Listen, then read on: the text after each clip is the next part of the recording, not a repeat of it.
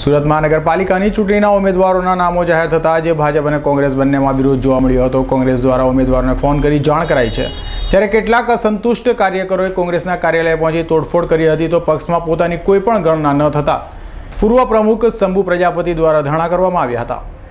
સુરત મહાનગરપાલિકાની ચૂંટણીમાં દરેક પક્ષે પોતાના ઉમેદવાર જાહેર કર્યા છે, જેમાં ભાજપના ઉમેદવાર જાહેર થતાં વિરોધ જોવા મળ્યો હતો, ત્યારે કોંગ્રેસમાં પણ વિરોધ સામે આવ્યો છે। સુરતમાં મકાઈપુલ ખાતે આવેલી કોંગ્રેસના મુખ્ય કાર્યાલય ખાતે ટિકિટ ફાળવણીને લઈ રોષમાં આવેલા બે ઇસમોએ તોડફોડ કરી હતી। આ સાથે કાર્યાલયના બેનરો ફાડવાનો પણ પ્રયાસ કરાયો હતો। આ ઘટનાનો એક જાગૃત નાગરિક દ્વારા વિડીયો ઉતારી લેવાયો હતો। ઉલ્લેખનીય છે કે કોંગ્રેસના અગ્રણીઓ ટિકિટ ફાળવણીને લઈને વિરોધ પ્રદર્શન કરે તે પહેલાં તોડફોડ થઈ છે।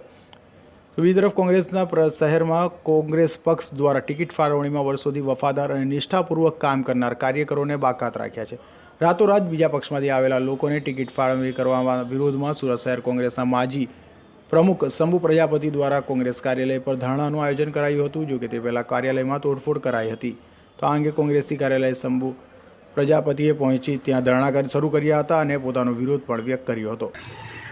આજે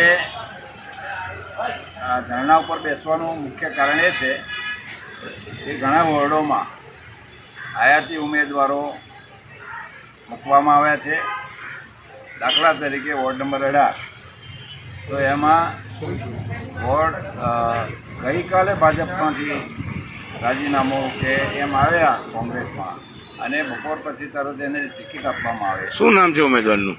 ઉમેદવારનું નામ એક્ઝેક્ટ મને ખબર નથી, રમેશભાઈ કંઈક નામ, પણ એને ટિકિટ આપવામાં આવે અને એવા કોંગ્રેસના ત્યાં વરિષ્ઠ ઘણા આગેવાનો છે, કોઈ પણ આગેવાને ટિકિટ આપી હોય કોંગ્રેસના, એમાં અમારો વિરોધ નથી, પણ આવા કાર્યકરોને આપવામાં આવે અને બીજા ઘણા વોર્ડોમાં આ પરિસ્થિતિ ઊભી થઈ, ત્યારે કોંગ્રેસના આજના કાર્યકરને લાગણીને વાચા આપવા માટે અને કોંગ્રેસ પક્ષ નીતિ અને સિદ્ધાંતોને નેવે મૂકી અને જે રીતે વહીવટ થઈ રહ્યો છે એના વિરોધમાં આજે હું કોંગ્રેસ પક્ષ સુધારો એ કાર્યક્રમ, કોંગ્રેસ પક્ષ બચાવો એ કાર્યક્રમ લઈ અને અનશન ઉપર ઉતરી રહ્યો છું।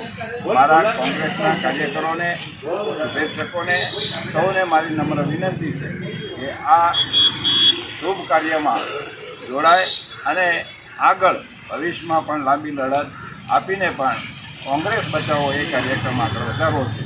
મકાઈપુલ ખાતે આવેલ કોંગ્રેસના મુખ્ય કાર્યાલયમાં સવારે 9 વાગ્યાની આસપાસ બે ઇસમો ઘૂસી ગયા હતા। ત્યારબાદ ખુરશીઓને ફેંકી દેવાઈ હતી અને તોડફોડ શરૂ કરાઈ હતી। ઉશ્કેરાયેલા બંને ઇસમોએ કાર્યાલય પર લાગેલા બેનરોમાં પણ કાળા પાડી દીધા હતા। ત્યારબાદ બેનરો ફાડવાનો પ્રયાસ કર્યો હતો। Azhar Qureshi, G24 news.